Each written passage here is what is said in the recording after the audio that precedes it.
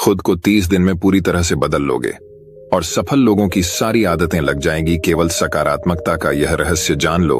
तो चलिए उस रहस्य को एक कहानी के माध्यम से जानते हैं। एक बार की बात है, ऐसे ही सफलता की चाह रखने वाला एक व्यक्ति एक बार अपने एक गुरु से पूछता है कि गुरुदेव, आज हम एक सुनहरे युग में रह रहे हैं। हम आज तक के सबसे अमीर युग में जी रहे हैं, जो शायद इससे पहले कभी भी मौजूद नहीं था। हम एक ऐसी भूमि में रह रहे हैं जहां सभी के लिए भरपूर मौके मौजूद हैं। तो फिर ऐसा क्यों है कि सिर्फ कुछ लोग ही कामयाब हो पाते हैं और बाकी जिंदगी की दौड़ में पिछड़ जाते हैं? गुरु ने उत्तर देते हुए कहा, चलो ऐसे लोगों का उदाहरण लेते हैं जो 25 की उम्र में अपने काम की शुरुआत करते हैं। क्या तुम अंदाजा लगा सकते हो कि 65 की उम्र तक पहुंचते पहुंचते ये लोग जीवन के किस मुकाम पर होंगे? इन लोगों का मानना है और इन्हें पूरा विश्वास भी है कि 25 की उम्र में शुरुआत करने से ये लोग जरूर कामयाब होंगे।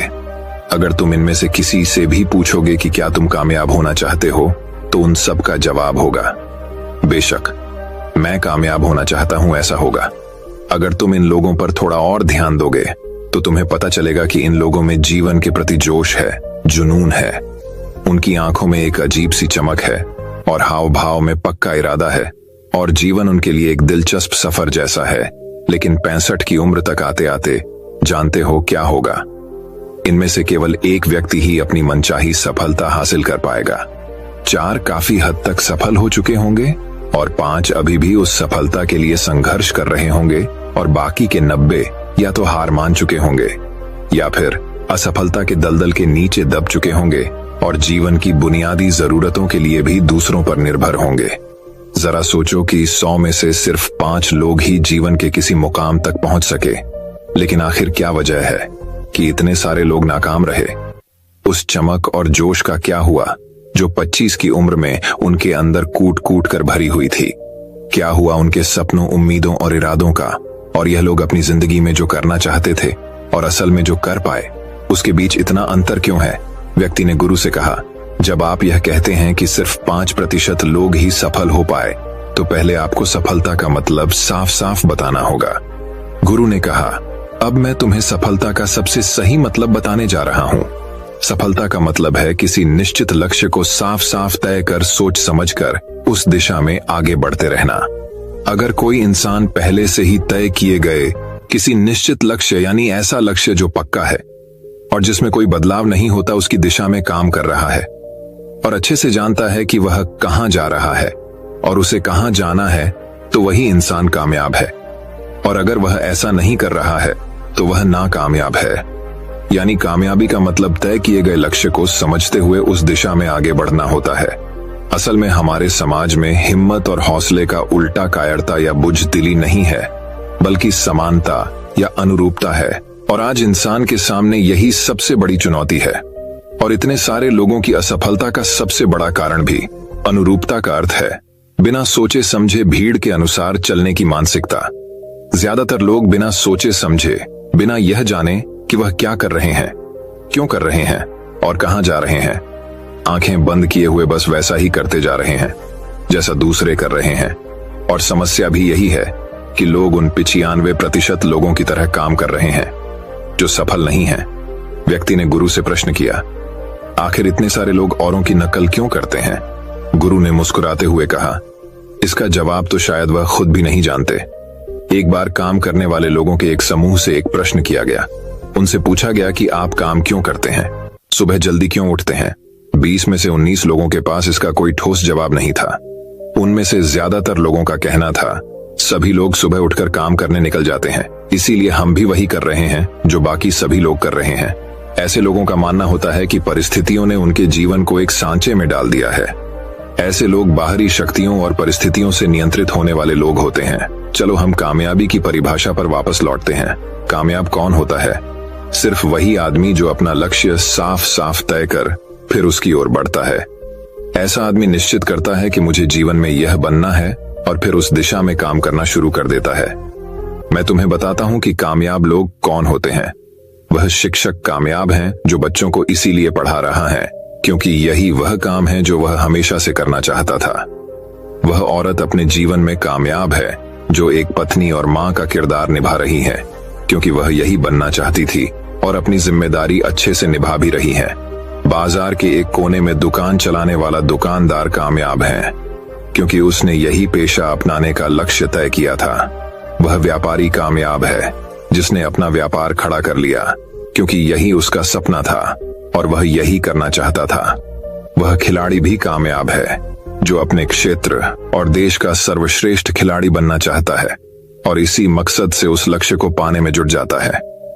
जिन लोगों के जीवन में कोई लक्ष्य होता है वह कामयाब होते हैं क्योंकि उन्हें पता होता है कि वह कहां जा रहे हैं, किस दिशा की ओर बढ़ रहे हैं और इससे वह कहां पहुंचने वाले हैं। बस इतनी आसान सी बात है। दूसरी तरफ नाकामयाब लोगों का मानना है कि उनके जीवन का रास्ता उनकी परिस्थितियां तय करती हैं, यानी जो चीजें उनके साथ होती हैं किसी बाहरी शक्ति द्वारा होती हैं।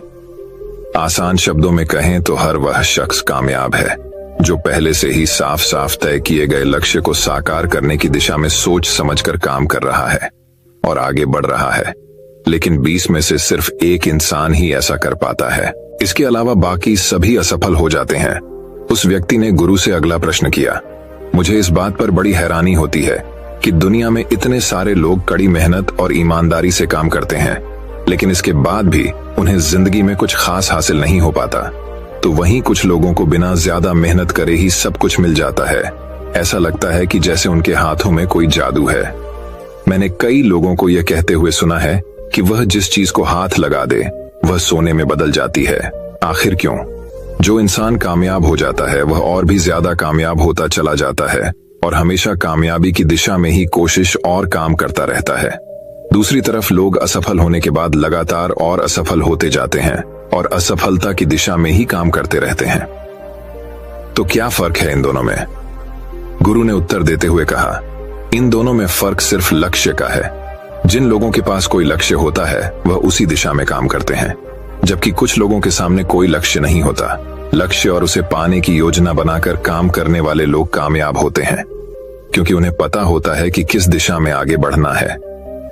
चलो मैं तुम्हें यह एक उदाहरण से समझाता हूं। एक ऐसे जहाज के बारे में सोचो जो बंदरगाह से निकलने वाला है। उसके पूरे सफर का नक्शा और योजना पहले से ही तय कर लिया गया है और उस जहाज का चालक और चालक दल अच्छे से जानता है कि जहाज कहां जा रहा है और सफर में कितने दिन लगेंगे। उस जहाज का एक निश्चित लक्ष्य है, एक निश्चित लक्ष्य और नक्शा साथ रखने वाला जहाज 1000 में से 9999 बार उसी मंजिल पर पहुंच जाएगा जहां के लिए उसे रवाना किया गया था, यानी 100% अपने लक्ष्य पर। अब एक दूसरे जहाज को लेते हैं जो हूबहू पहले जहाज की तरह ही है। अंतर सिर्फ इतना सा है कि इस जहाज में कोई चालक और चालक दल नहीं है, इसका कोई निश्चित लक्ष्य नहीं है और न ही कोई मंजिल है। हम बस उसे चालू कर देते हैं और आगे जाने देते हैं। अब ऐसे में बंदरगाह से छोड़ने के बाद या तो वह आगे जाकर डूब जाएगा या रास्ता भटककर किसी सुनसान समुद्र के तट पर आकर अटक जाएगा या फिर समुद्री तूफान में फंस जाएगा और नष्ट हो जाएगा। ऐसा जहाज कभी किसी जगह पहुंच नहीं सकता क्योंकि ना तो उसका कोई लक्ष्य है और ना ही कोई मंजिल और ना ही उसे रास्ता दिखाने के लिए कोई चालक दल मौजूद है। इंसानों के साथ भी ठीक ऐसा ही होता है। व्यक्ति ने अगला प्रश्न किया, जीवन में एक निश्चित लक्ष्य रखने वाले लोग कामयाब क्यों होते हैं और जिनका कोई लक्ष्य नहीं होता वह असफल क्यों हो जाते हैं? गुरु ने मुस्कुराते हुए कहा, बेटा, हम जैसा सोचते हैं वैसे ही हम बन जाते हैं। इतिहास में आज तक जितने भी महान और बुद्धिमान शिक्षक, संत या पैगंबर हुए हैं, वह इस एक बात पर वह सभी पूरी तरह से सहमत रहे हैं कि इंसान जैसा सोचता है वैसा ही बन जाता है। एक आदमी का जीवन उसके विचारों से बनता है, यानी उसका जीवन वैसा ही होता है जैसे उसके विचार होते हैं, जैसा वह दिन भर सोचता है। अगर आदमी चाहे और थोड़ा धैर्य रखें तो उसे हर चीज हासिल हो सकती है।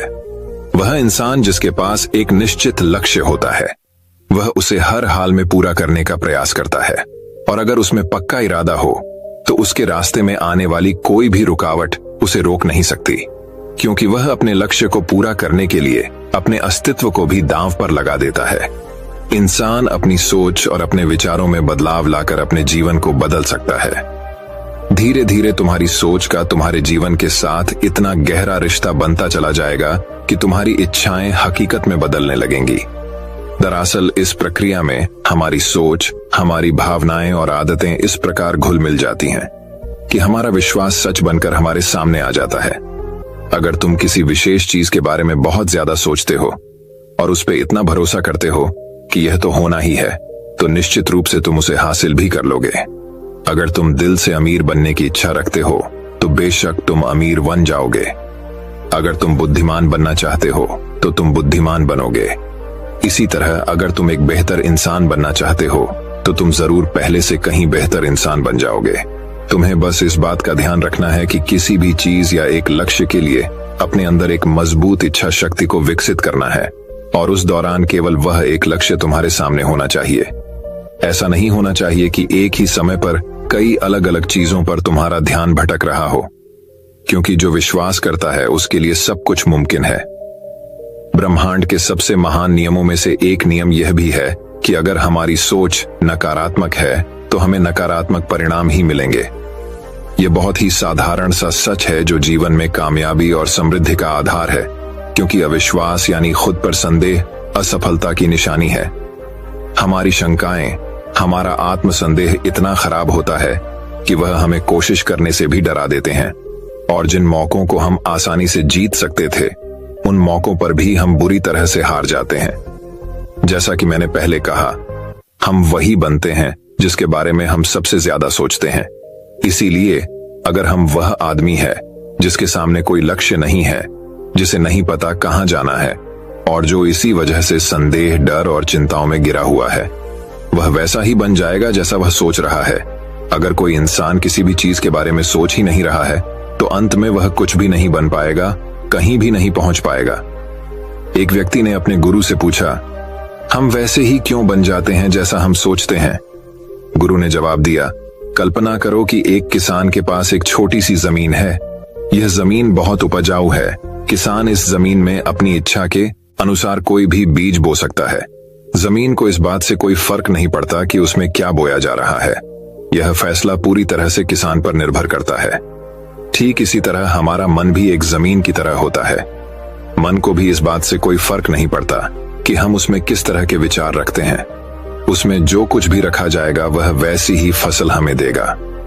उदाहरण के लिए, अगर हम अपने मन में सकारात्मक विचार रखते हैं तो हम सफलता की फसल काटेंगे, और अगर हम अपने मन में नकारात्मक विचार रखते हैं तो हम असफलता का सामना करेंगे। याद रखो, जमीन को इस बात से फर्क नहीं पड़ता कि वह आम लौटा रही है या बबूल। ये तो बस जो उसके अंदर डाला गया था उसी को कई गुना बड़ा करके वापस लौटा देती है। उसी तरह हमारा मन भी एक जमीन की तुलना में कहीं ज्यादा उपजाऊ और चमत्कारी होता है। मन को इस बात से कोई फर्क नहीं पड़ता कि हम उसमें क्या रखते हैं। कामयाबी या सफलता, एक निश्चित और महत्वपूर्ण लक्ष्य या डर, गलतफहमी, नकारात्मकता और चिंता, लेकिन हम जो भी उसमें जाने अनजाने रखते हैं वह वही हमें वापस लौट आता है। व्यक्ति ने गुरु से पूछा कि अगर दिमाग इतना शक्तिशाली है तो फिर लोग उसे सही इस्तेमाल क्यों नहीं करते? गुरु ने जवाब दिया कि लोग अपने दिमाग का सही इस्तेमाल नहीं करते क्योंकि वे इसे मुफ्त में पाते हैं। इंसान की फितरत होती है कि वह जो चीजें उसे मुफ्त में मिल जाती हैं उनकी कद्र नहीं करता। इसके बजाय वह उन चीजों को महत्व देता है और कीमती समझता है जिसके लिए उसने कोई कीमत चुकाई हो। लेकिन असल में मुफ्त में मिलने वाली चीजें ही सबसे ज्यादा महत्वपूर्ण होती हैं, जैसे कि हमारा शरीर, मन, आत्मा, मुस्कान, बुद्धि, आशाएं, इच्छाएं, हमारे सपने, हमारा परिवार, बच्चे और मित्रों का प्रेम, यहाँ तक कि प्रकृति का तोहफा जैसे हवा, धूप, पानी, मिट्टी, ये सभी अनमोल चीजें भी हमें मुफ्त में ही मिली हुई हैं। लेकिन जिन चीजों के लिए हम अपना धन खर्च करते हैं, असल में वो इनके मुकाबले बहुत सस्ती और हल्की होती हैं और उन्हें किसी भी चीज से कभी भी बदला जा सकता है। लेकिन प्रकृति से जो चीजें हमें मुफ्त में मिली हैं, उनकी कोई तुलना नहीं है और न ही उन्हें किसी दूसरी चीज से बदला जा सकता है। इसलिए हर व्यक्ति को यह फैसला करना है कि वह अपने दिमाग का इस्तेमाल किस काम के लिए करना चाहता है। अपने लक्ष्य का बीज अपने दिमाग में बोना चाहिए। यह जीवन का सबसे महत्वपूर्ण फैसला होगा। क्या तुम अपने काम में सबसे बेहतर बनना चाहते हो? क्या तुम अपने समाज में, अपने समुदाय में ऊंचाइयों पर पहुंचना चाहते हो, या फिर क्या तुम अमीर बनना चाहते हो? तो तुम्हें बस इतना करना है कि अपने लक्ष्य को साफ तौर से सोचो और उसकी ओर कदम बढ़ाओ। फिर मेहनत और आग्रह से उसे पूरा करने के लिए काम करो। तुम्हारे लक्ष्य की ओर बढ़ते रहो और जल्द ही वह दिन आएगा जब तुम्हारा सपना हकीकत में बदल जाएगा। हमेशा सकारात्मक भावना रखो और अपने मन में उसकी छवि बनाओ कि तुमने अपना लक्ष्य हासिल कर लिया है। तुम्हारी सोच और मन बल के साथ काम करो और अपने सपने की दिशा में आगे बढ़ो। ध्यान दो कि हमारे विचार और सोचने का तरीका हमारे जीवन को प्रभावित करता है। अगर तुम सकारात्मक तरीके से सोचो और मानो तो तुम्हारे लिए सफलता जादू से आएगी। इसलिए अपने लक्ष्य की ओर बढ़ो, मेहनत करो और सकारात्मकता से सोचो। तुम जो सोचते हो वो तुम्हारे जीवन को दिशा देगा। व्यक्ति ने गुरु से आखिरी प्रश्न किया। उसने कहा कि क्या कोई ऐसा अभ्यास या तरीका है जिसके माध्यम से मैं इन सब बातों को अपनाकर अपने जीवन में बदलाव ला सकूं?